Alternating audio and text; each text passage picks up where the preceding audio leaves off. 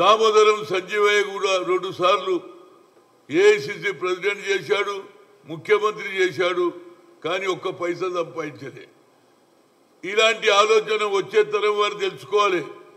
రాజకీయాలలో డబ్బు సంచాయడానికి సంపాదించదని కాదు, ప్రజలకు సేవ చేయాలనేదే నా ముఖ్య ఉద్దేశం. అలాంటి వ్యక్తులను మనం ఉదాహరణ తీసుకొని పని చేసినప్పుడే ప్రజలకు న్యాయం జరుగుతుంది. కేవలం ఒకసారి కార్పొరేటర్ కావడానే 4 అంతస్తుల బిల్డింగ్లు కట్టడం, ఇన్నోవా కార్లు కట్టుకోవడం కాదు. ప్రజలకు సేవ చేయాలని ఆయన ఆలోచనను తప్పనిసరిగా ప్రతి వ్యక్తి కూడా, రాజకీయాలలో డబ్బే ముఖ్యం కాదు, డబ్బు తోటి కాదు. ఇవాళ ఆయన డబ్బు సంపాదించినుంటే ఇన్ని గంటల 150 కిలోమీటర్ల వరకు జనం పొడుగా ఆల్మోస్ట్ ఆల్ 27-28 గంటలు ఆయన ఆ కాన్స్టిట్యూన్సీకి చేరడం అంటే దీన్ని ప్రతి ఒక్కరు కూడా ఆచరణలో తీసుకోవాలనేదే నా ముఖ్య ఉద్దేశం. అందుగురించి నాకు కూడా ఆయన యూత్ కాంగ్రెస్ ప్రెసిడెంట్ అప్పటి నుంచి పరిచయం. ఎప్పుడు పోయినా ఏ ఇష్యూలో పోయినా ఆయన కలవడానికి పోతే ఆయన ఆప్యాయత, ఆయన ప్రేమను చూసి తప్పనిసరిగా ఇక్కడ కూడా 22వ తేదీన కండోలెన్స్ మీటింగ్ పెడుతున్నా. దీనికి ఆంధ్ర రాష్ట్రంలో ఉన్నటువంటి కాంగ్రెస్ వాళ్ళు కూడా రావడానికి నేను ఇన్వైట్ చేస్తున్నా. ఇలాంటి వారిని మనం గుర్తుపెట్టుకున్నప్పుడే రాజకీయాలలో ప్రజలకు న్యాయం జరుగుతుంది. ప్రజల కష్ట సుఖాలు తెలుసుకున్న వ్యక్తిగా ఉమెన్చాండి. అందుగురించి ఒక పైసా సంపాదించలేదు, పేరు సంపాదించాడు. కనుక పేరు సంపాదించడానికి రాజకీయాలలో రావాలి, కానీ కేవలం ఇది ఒక వ్యాపారం కాదు, ఇది వ్యాపార సంస్థ కాదు.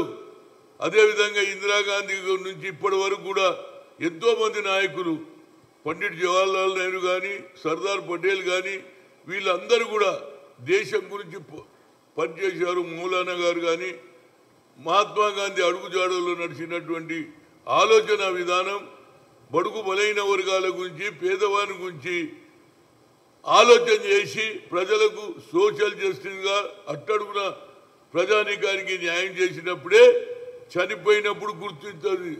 పోయేటనాడు ఎవడు తీసుకుపోడు కోట్లు.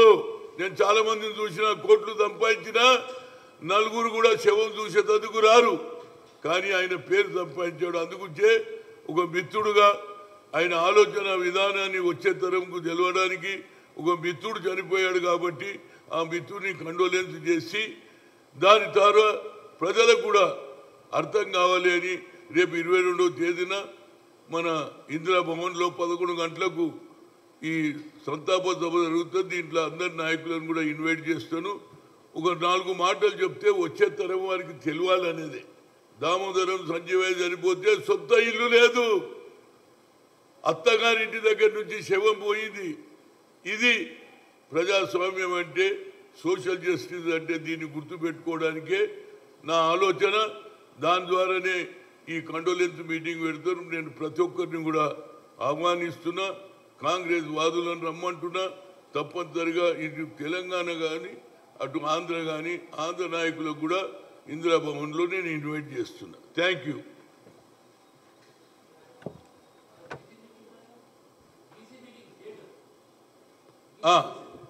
చూడండి, బీసీ మీటింగు ఇప్పటికీ 6 జిల్లాలు అయిపోయినాయి.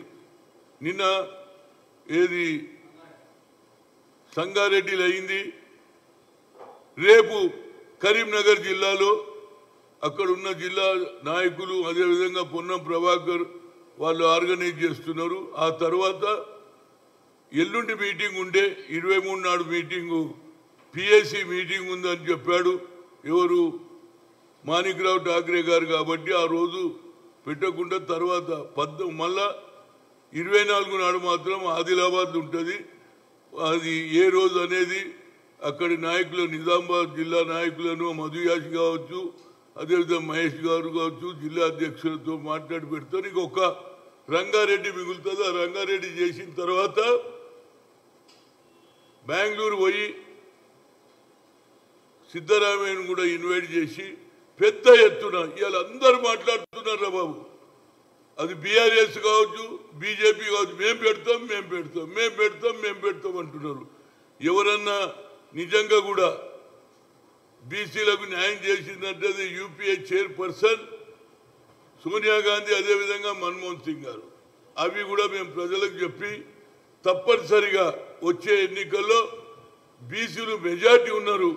ఇవాళ వాళ్ళు కూడా మాట్లాడుతున్నారు, మేము చేసినాం, మేము అరే నిజంగానే మీరు చేసేది ఉంటే కేసీఆర్ చేసిండా లేదా? క్యాస్ట్ వైజ్ సెన్సస్ చేసి ఎందుకు బయట పెట్టలే అంటే మాకు మెజార్టీ ఉన్నది, ఈ మెజార్టీ ద్వారా రాజకీయాలలో ఆధిపత్యం ఉంటారు అనేది దాన్ని కోల్డ్ స్టోరేజ్లో పెట్టారు. కాబట్టి మేము తప్పనిసరిగా 5 లక్షల పైననే జనాన్ని మొబిలైజ్ చేస్తాం. అదేవిధంగా 10 ఉమ్మడి జిల్లాలు అయినటువంటి 10 జిల్లాల నాయకులు వచ్చి మళ్ళా ఈ మీటింగ్ ద్వారా రాజకీయాలలో కూడా రాహుల్ గాంధీ గారు అన్న తర్వాతనే ఈ ఊపు వచ్చింది.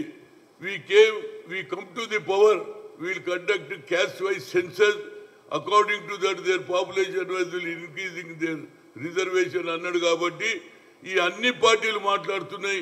ఎవరు ఏం మాట్లాడినా కాంగ్రెస్ ఎప్పుడు ముందుకుంటుంది. అదేవిధంగా రాహుల్ గాంధీ గారు కూడా మహిళలకు 73, 74 అమెండ్మెంట్ పెట్టి మహిళలకు కూడా రాజ్యాధికారం ఇచ్చిన పార్టీ అంటే అది కాంగ్రెస్ పార్టీ. అందుగుంచే ఇవాళ మహిళలు కూడా మండల అధ్యక్షులు, జిల్లా పరిషత్ చైర్మన్లు అవుతున్నారు. ఇవన్నీ కూడా కాంగ్రెస్ చేశారు. కానీ నరేంద్ర మోడీ పేరుకే ఆయన ప్రధానమంత్రి మోడీ నాకు తనకు తాను నేను బీసీ అంటాడు, ఓబీసీ అంటాడు, కానీ ఒక్క పని కూడా చేయలే. అందుగుంచే ఈ బహిరంగ సభ పెద్ద ఎత్తున పెడతాం. తప్పనిసరిగా డేట్ కూడా తొందరలోనే చెప్తామని మీడియా ద్వారా అందరికీ నా రిక్వెస్ట్ చేస్తున్నాను. Thank you.